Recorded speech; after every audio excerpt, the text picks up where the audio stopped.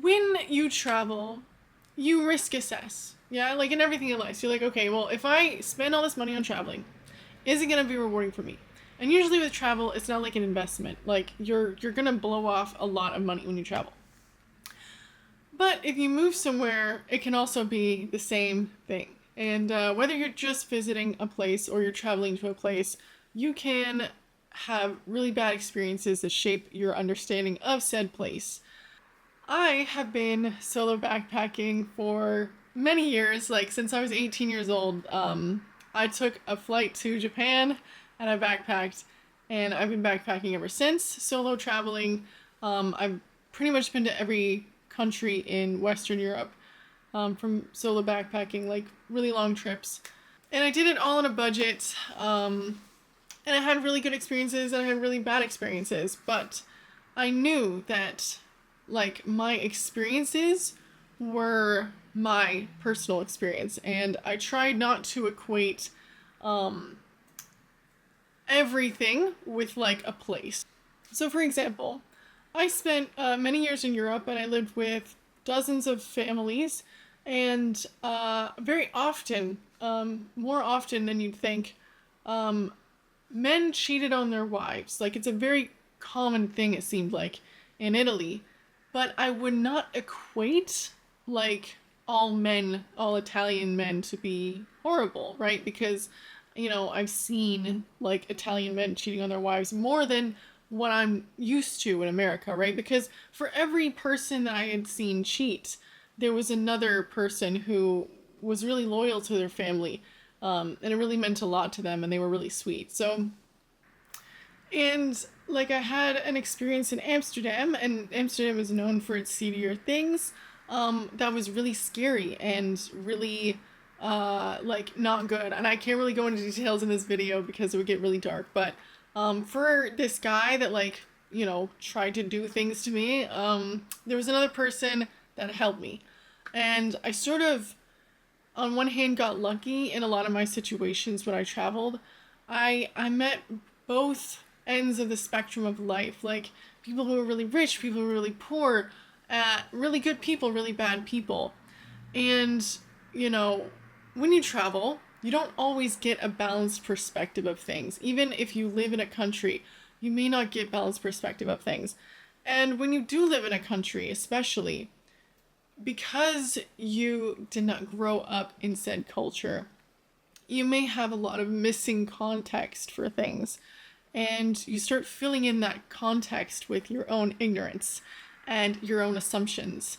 And this is what I would call real culture shock. Like, I know many people think that culture shock is something where you go to a country and you're just like overwhelmed with all the differences, you don't know what to do, but that's kind of like surface level culture shock, right? That's just things that you can get used to. Real, like, problematic culture shock, I think, is when people take a problem, take something that doesn't make sense in a society or culture, and not only extend it to the whole culture, they completely forget that your own culture also has inconsistencies and things don't make sense. But culture shock, yeah, it separates you and your value system and your being from your situation around you. And I think that it's caused many people to make really bodacious assumptions about Japan or certain places. And yet it's not really taking the full picture. And a good example of this is in Italy. I met people who are just straight like Mussolini fans, like people who were like, yeah, fascism is great. Fascism literally, by the way, started in Italy. It's an Italian thing. But at the same time, there are people who like live in Italy and they fought Mussolini, right? The anti-fascist movement. Like, the fascists started in Italy, it ended in Italy, right? The anti-fascist movement, fascist movement, they clashed, and the anti-fascists literally took Mussolini down. I was very lucky enough to stay with partigiani who literally fought Nazis in the mountains of Italy, the Italian Alps. So, yeah, like, the country, whether your country or another country, as you know, there are all kinds of people that run the gamut and all kinds of experiences that you can have.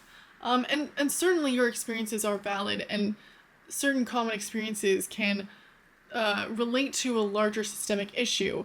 But culture shock sets in when you just can't get past those things. Like, you can't understand the nuances.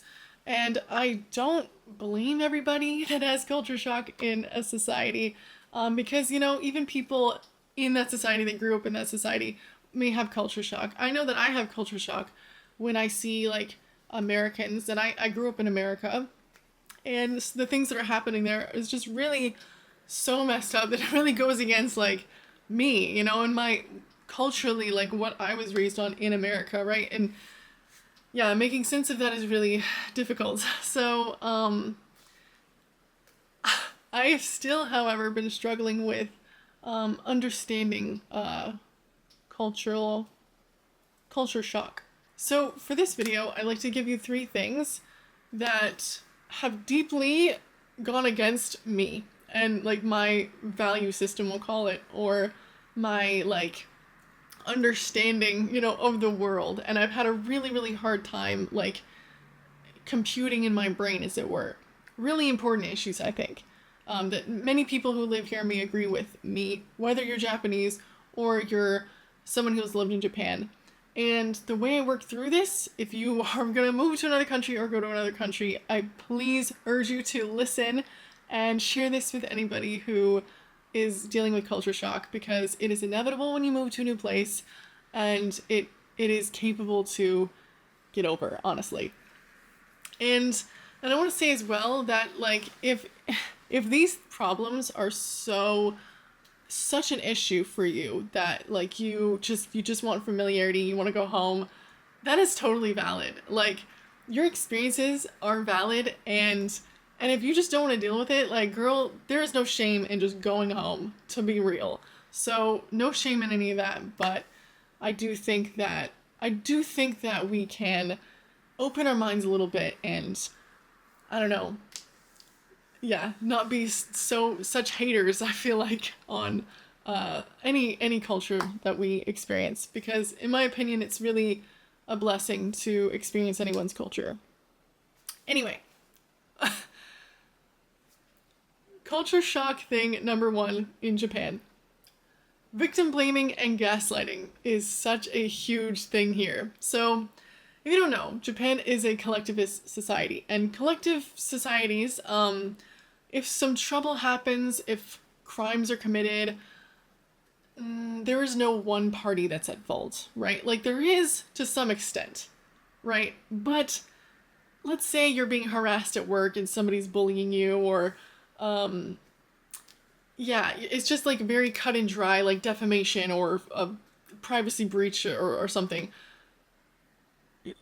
It's not like that person is gonna get in trouble. They're gonna ask, what did you do wrong? Like, what did you do to provoke this, right? And that extends to, like, work or school, all the way up to, like, actual crimes. Like, there was a guy who committed a horrific crime against a child. And, like, yes, we blame this man for doing the crime, but we also ask in Japan, well, what was the girl doing with the guy in the first place? And to me, insane. Like, that is just absolutely insane. Like, I understand logically that, like, we want to solve the issues at large. We want to solve problems as they arise, and crime is inevitable. Bad things do happen. And if the goal is just to minimize it and not, like, get rid of the character traits involved with that, maybe it's a good idea to blame everyone, but I really don't think it's appropriate in all instances to, if somebody does a crime, to then, like, even question the victim, because the victim is the victim. But I can also see, like, if you want to problem solve, I had somebody talk about, like, if there are empty houses in Japan, then arson may increase.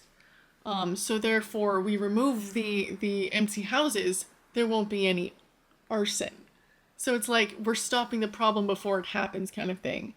and sort of treating this like crimes and things like they're inevitable and not like it's the problem of the person doing it. And maybe again that's like a misinterpretation.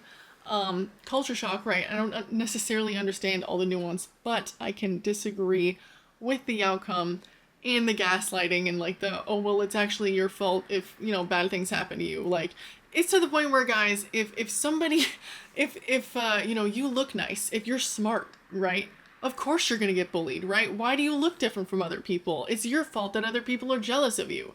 And again, insane. insane. Not something that I can necessarily get behind. But it may also explain like why people like girls in high school or boys in high school, like they want to look so similar, and like if you stand out, like it's almost an expectation that you're gonna be like bullied or harmed and because you stand out. Even though like generally everybody knows like don't bully people even if they stand out, So number 2, your age, your job, your position in society or a company literally dictates who you are at times. It feels like in Japan. And I mentioned before that like it's so weird, like fashion in Japan can be so ugly and horrible, and yet I think that Japan's fashion is some of the best in the world. And what I mean by this is I feel like if you're a child, you're allowed to dress however you want a certain way. But if you're an adult, if you're a mom, if you're a salaryman, you're expected to have a certain haircut, you're a certain like style. And if you deviate, it kind of looks childish, right? It's like, and I know that in Japan, there's a clear like steps and phases in your life, right? Like when you reach 20, you have a whole ceremony for becoming an adult and so on. When you're in high school, right, everybody looks the same as I mentioned, and you're in these uniforms, and basically like you're just told like what you look like, who you are by your company, right? Like what you do from your company, and these things really define you. And I don't necessarily think that's very creative. And especially for me, right? Like, I never had anyone tell me what to do with myself. And if they tried, frankly, I didn't listen. So it's like, I had to figure these things out myself and find out who I am myself and choose who I am. And for other people who maybe don't have, like, the value of that freedom, it's strange to me. Yeah. It's just not something, yeah, I can get behind, because I feel like I felt this freedom, this sense of like, you could even say entitlement maybe, that I just can do whatever it is that I'd like as long as I'm not bothering people, and I don't bother people, so I feel entitled to do and wear and be whoever I want to be. So I feel like it's just really, it can be really stifling, if somebody like, they work a job, but that's not really who they feel like they are, but that is how they're defined. Yeah, it's stifling. And of course, again, this is just my observation and perspective. I'm certainly not going over tiny nuances, and I am being very hyperbolic about Japan when I talk about things like this, like the stifling feeling of clothing. So definitely, this is one of those times where it's culture shock, right? It's culture shock filling in the gaps and saying like, oh well, people don't wear things like this usually, therefore they can't. That's not necessarily true at all, right? Like, people can wear whatever they want. Like, there's this rumor going around on the internet that you're not allowed to wear shorts or like skirts or like tube tops in Japan. Not true. It's just a trend. It's literally like, you can wear whatever you want, truly.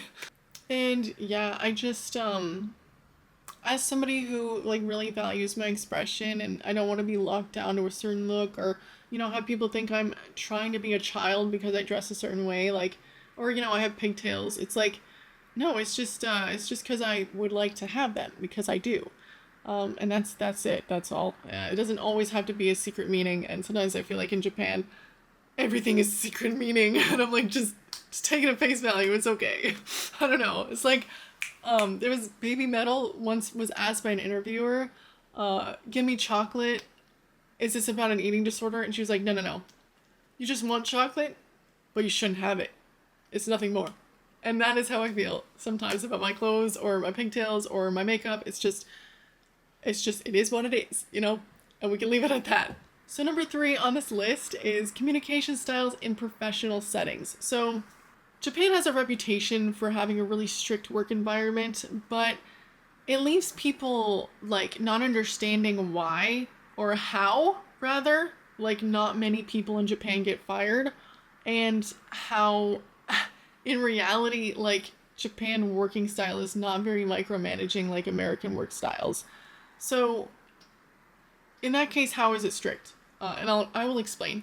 So it's the expectation that the company has on you without actually telling you anything and not being very clear. It's just like you're just expected to just do, you know, even if like no one is gonna tell you what the hell to do, if that makes sense. And of course, like this is different in every company. Every company has a different like, you know, work style, work environment. There's so many companies in Japan, so many businesses, you know, so many different ways. But communication styles are generally just very distant, and it's to keep the peace, right? It's always to keep the peace, not necessarily to do the best job, not necessarily to work in tandem for the best outcome, right? Because keeping peace is like really important. And that makes sense. I can agree with this because, like, who wants to, you know, be in a job for the rest of their life where they hate it, right? But, like I said, it doesn't necessarily mean that the outcomes are going to be the best. And sometimes I do wonder how anything happens in Japan. Like, how do people actually get things done? I genuinely do not know. Sorry, my camera started overheating. Wait. My camera started overheating, my bad. Okay, where was I? Examples. Okay, so like when people talk to you and like give you an order or like give you a suggestion, you're not really supposed to argue it in Japan, like working style wise. And sometimes it really feels like, you know, you're Michelangelo given a red crayon and asked to paint the sky. And if you do it really well, no good. And if you don't do it, no good. So you're kind of put in this impossible situation where you can't really be too good, can't be not good. You just gotta like show up, really. And it's like, it feels like people's skills are not really what's valid. It's like, you get a job by passing a test, by passing interviews. You know, like, after the fact, it's like, okay, you can do this job. Anybody that does the thing that you just did can do the job, so do it. What is the job? You know, or at least that's kind of been my experience. And it's true that people can feel really demeaned at their job, and that is totally normal. And I don't know how else to put this. Like, I know that many people have this image of Japan being really polite, but like our understanding of polite is gonna be different from Japanese understanding of polite, and I don't really think it's like seen as like an issue if you're like talked down to. And I don't mean just like the language, like humble versus like not humble. I mean like really just treated not like a person or an individual, but straight up like an object for the company. I mean that's this kind of how it feels like. But again, it's like I'm not only talking from personal experience. I'm kind of like I'm also using examples from like TV shows I've seen, to be honest. Like to be frank, I feel like the only way that I've even been able to understand more about my job is to make a lot of mistakes. Like, if you don't do anything, you don't learn anything. Because nobody's going to tell you, you know? I don't know of any books that can, like, you know, teach me how to, or anybody, for that matter, how to navigate a Japanese workplace. It just depends on the workplace itself. So, yeah, it's like, for me, I've just had to, like, make a bunch of mistakes. And that can be pretty devastating in Japan. I can definitely see how, like, you know, maybe as a foreigner, like, maybe I'm, like, more forgiven.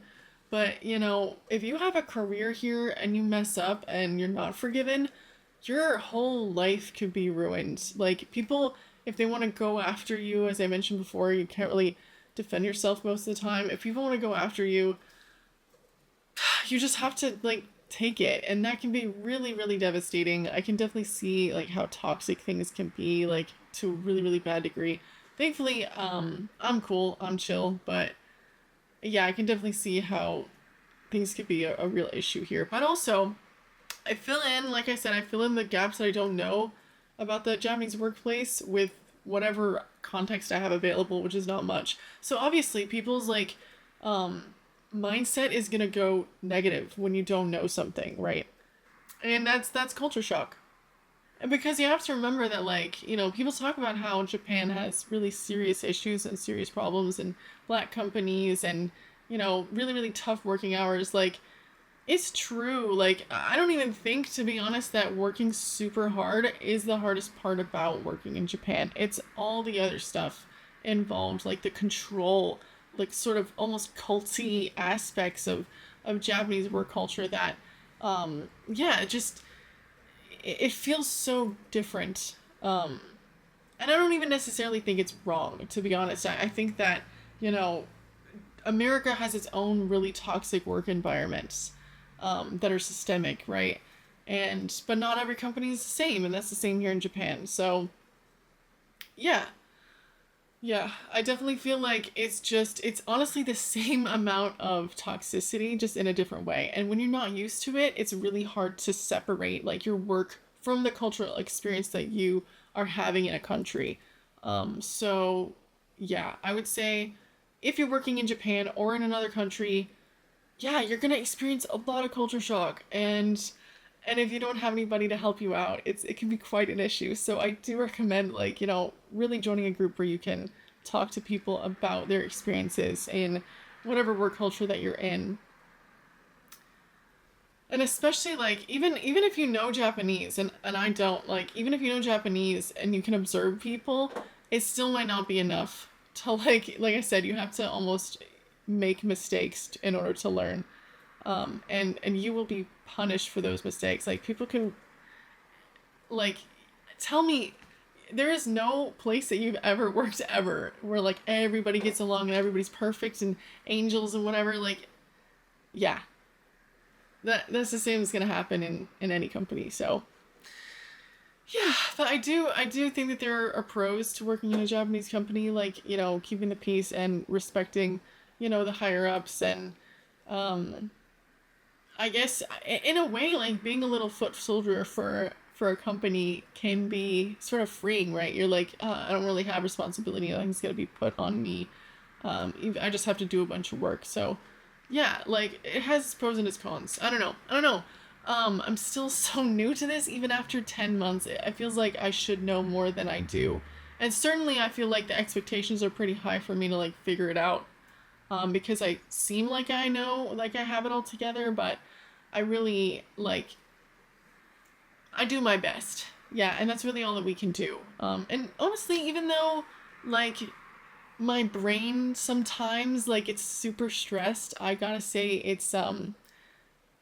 you have to ride the waves that happen when you travel, when you're out and about. You have to ride the waves and take it as they come. That's the adventure of doing and learning.